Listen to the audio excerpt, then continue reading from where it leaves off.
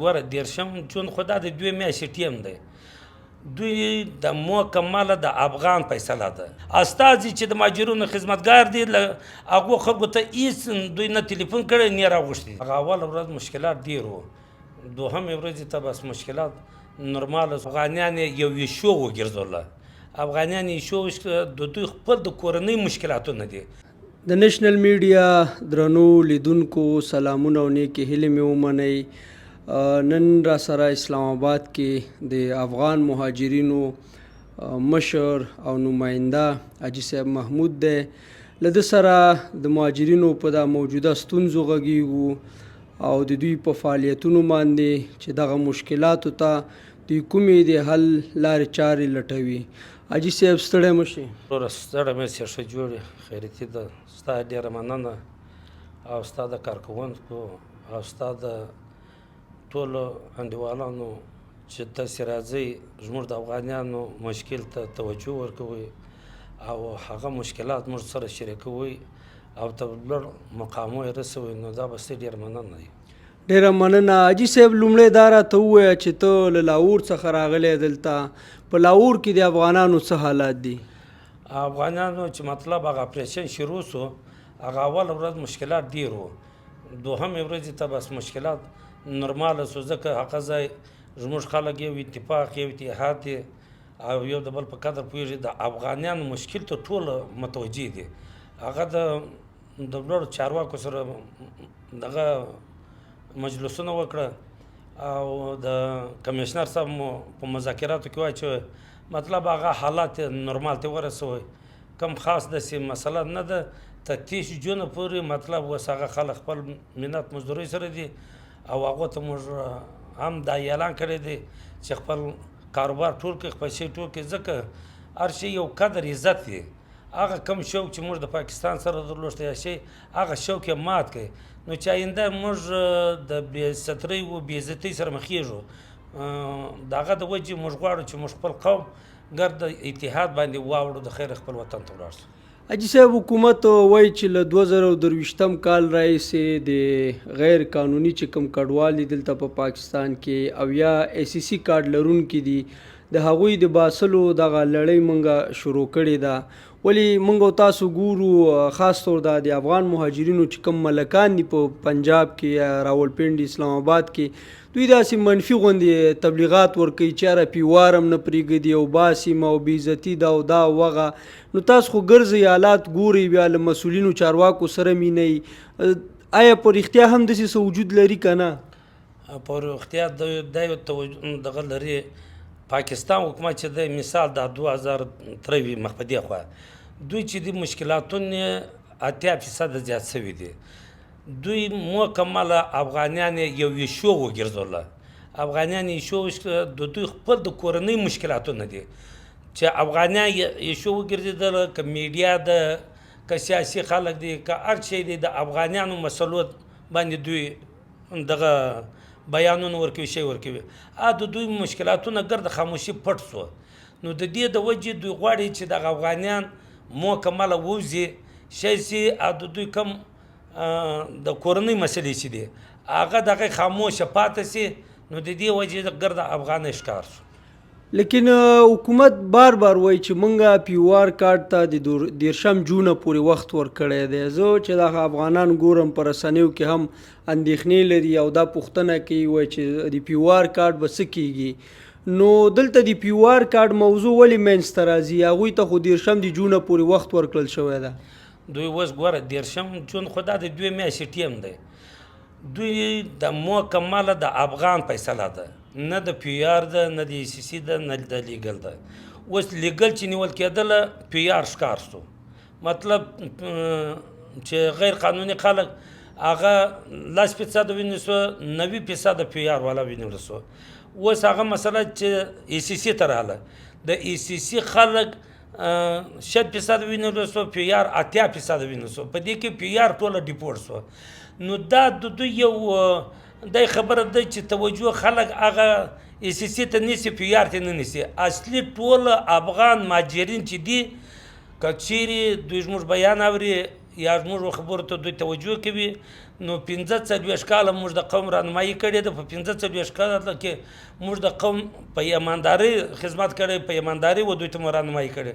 نو اوس موږ غواړو چې قوم د اتحادیې څخه خپل ملک د حرکت وکړي. دا به زموږ عزت دی، دا به زموږ قدر دی.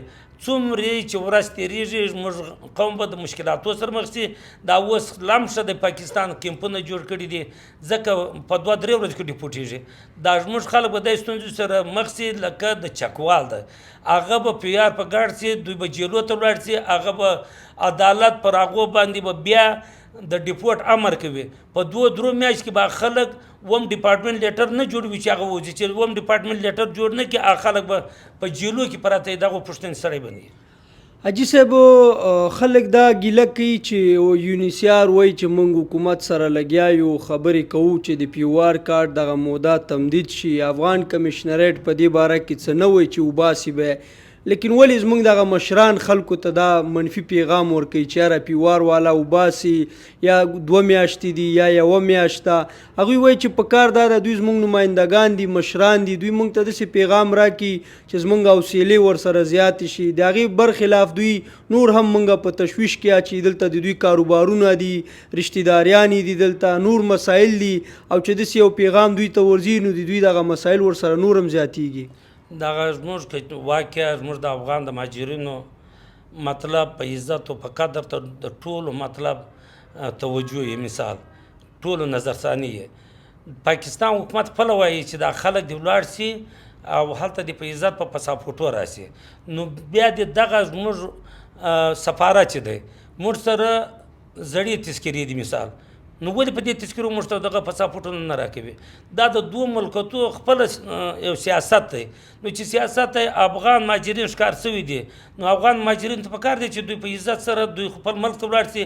دوی دې که چیرې واقعا د دوی پالیسي دا د تذکرې شته، د تذکرو د افغان مهاجرینو ته پاسپورټونه ورکړي چې پاسپورټو د وجې سره افغان مهاجرین پاکستان کې خپل ویزې واخلي، خپل په ویزو باندې خپل خدمت او مزدوري وکړي. نو ولې پاسپورټ نه ورکوي؟ نو اوس به افغان مهاجرین افغانستان ته باوړي، انټرویو کې تذکره به جوړوي، بیا تذکرې نه وروسته پاسپورټ به جوړوي، بیا پاسپورټ نه وروسته به دوی ولاړېږي ویزې سپلای کوي. ویزې هغه دي چې $1200 $1500 $1000 دا د هر سړي د وجې نه دی. کم سړی که یو ډېر غټ تجار دی، د هغه وصل لري، نو اوس دوی دې ته توجه وکړي او د دې رهنمایي دې وکړي. زموږ افغان حکومت چې دی، نو که زموږ سفیر صاحب دی، هر چې که زموږ د افغان د مهاجرینو واقعا رهنمایي کوي، خو دې ته دې توجه وکړي او نمایندګان دې راواخلي او کم خلک چې تذکرې لري د هغه د نمایندګانو د ذره چې د دوی تصدیق وکړي چې دا د کوم ولایت د کوم ځای دا واقع ده که نه دی. حاجي صاحب دا د تذکرو پاسپورټ دا موضوع ډیره جدي موضوع ده، او تاسو د افغان مهاجرینو د نمایندګانو په توګه کله کابل ته تللی یې، مشرانو سره دا مشکل شریک کړی دی چې دلته دا کوم مهاجرین دي دوی تذکرو ته یا پاسپورټ ته اړتیا لري او دا د دې هیواد وګړي دي، باید دوی ته په پاکستان کې دا زمینه سازي وشي. موږ هغه وخت حاجي خلیل رحمتي شهید هغه ژوندی و، د هغه سره زه حاجي میرزمان خان 6 میاشتې مخته چې هغه نه وشي سوی، دا مشکلات موږ ګډ ورسره مخ کړه. هغه فورا پر هغه باندې د دغه استعلامونه مخته کړه. هغه دوی ملا صاحب ته ولاړ، دوی ملا صاحب ته خو هغه برته هغه دغه ریکارډ راغی، هغه چې راغی هغه کاپیانې ما راوړې، سفارت ته مې تسلیم کړه. سفارت تر اوسه هغو ته مطلب هېڅ نظرثاني ونه کړه، شی ونه کړه، په عیس هېڅ شی ونه کړی چې دا اوس موږ ته دغه فرمان راغی که رانغی. هېڅ موږ خبرو ته دوی چې څونه د افغان د مهاجرینو خدمت رهنمایي کوي هغه خلکو ته دوی اعتبار نه ورکوي. هر سړی نن سبا کم شخص چې د دوی سره واقفیت لري یا خپلوان دي یا شی دي، هغو ته تلیفونونه کوي، هغه راغواړي. په 3 کالو کې سفارت موږ د افغان مهاجرین نمایندګان چې د موږ نه غوښتي چې موږ ته یو رهنمایي وشو او د دوی پر هغه رهنمایي د دوی پر هغه سیاست پر هغه اقدام موږ ولاړ شو چې سفارت هم قدر عزت پاتې چې د افغان د مهاجرینو هم عزت قدر پاتې. تاسو چې دغه کوم امر له کابل نه راوړی دا د تذکرو په باره کې یا افغان مهاجرینو ته دغه مشکلاتو د حل په باره کې، نو کله دا نمایندګان خپل سفارت ته دغه امر سره ورغلي یې که نه چې دا موږ له کابل نه له چارواکو نه دا احکام یا امر راوړی دی دغه افغان مهاجرینو ته چې کوم دلته محصلین دي یا کاروبار کوي دوی نشي کولی چې په دې شرایطو کې کابل ته لاړ شي او بیا په تورخم بیرته راتګ یوه ځان ته موضوع ده. نو دلته که دوی ته د تذکیري زمینه سازي وشي او د هغې له لارې دوی پاسپورټ واخلي، دا موضوع دوی سره شریکه کړې و دا موضوع ما د قاري آصف صاحب سره شریکه کړه. د دې کاپیان مې قاري صاحب آصف ته ورکړې چې په دې باندې ته دا کار شروع کړي. نو ده ویله چې صحیح ده، زه د دې جواب کابل ته نوشته کوم. د کابل جواب نن څلورمه میاشته که پنځه میاشتې د دې جواب نه راځي.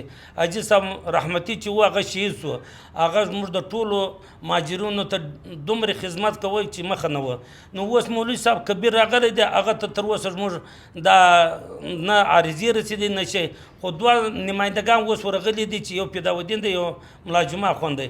نو خبر نه وي که د هغو ملاقات ورسره وشي بیا موږ معلومات کوو چې د هغه مولوي صاحب عبدالکبیر موږ ته څه عکس العمل کوي، څه زمینې لارې برابروي. حاجي صاحب دا اوس څو ورځې مخکې له کابل څخه یو ایهت راغلی او دلته اسلام آباد تم پېښور تم، تاسو له دوی سره ولیدل او دغه د افغان مهاجرینو مسایل هم ورسره شریک کړه که نه؟ یا هغه دوی د ولاړ دی سو چې دوی شخصي هر سړي ته تلیفون وکړي پټ پټ یې وغوښته، د دوی خپل شخصي نفر سروپ د لاهور یو حاجي محمد خان ته کړو، هغه زموږ په نمایندګۍ راغلی، یو چکوال د اسدالله خان راغلی، نور چې د دوی خپل شخصي نفر زاړه دولت کې هم دوی هغه خلک وو. نو د اشرف غني په زمانه کې چې کوم خلک وو هغه خلک دوی راغوښتي دي. استازي چې د مهاجرینو خدمتګار دي هغو خلکو ته هېڅ دوی نه تلیفون کړی نه راغوښتي دي. او دا اوس چې کوم مهاجرین افغانستان ته اوښتي دي تاسو ته خبرېږي یا دوی ته د ځمکې دې ورکړي یا داسې نور سهولتونه یا زمینه سازي دوی ته شوې ده که نه؟ دا اوس موږ ته دغه بعضې شکایتونه راغلي د لغمان او د بل بل ځای چې کوم خلک وو هلته بعضې ځایونه درلود ته وایي موږ ته اجازه نشته. کمیټې تللې دي کندوز کې 8,000 جریب په مځکه مهاجرینو ته مطلب معلومه کړې ده، اشاره کونې معلوم کړي شی کړي دي، او زاړه چې هغه 15 کاله مخکې مهاجرینو تللي دي هغو ته توضیح سوې ده. خو چې کوم نوي مهاجرین بعضې تللي دي هغه ټوله په ژړا دي، او بل په بتخا کې تخمینا 14,000 نمرې افغان مهاجرین اخیستي دي، هغه ته یو ته اجازه نشته، په پلاټو کې اړولي دي شی اړولي دي، هغو ته اجازه نشته چې هغه خپل کار پر وکړي. نو باید هغو ته هغه وخت هغه حکومت و هغه شی و د هغه څه موږ اخیستي دي.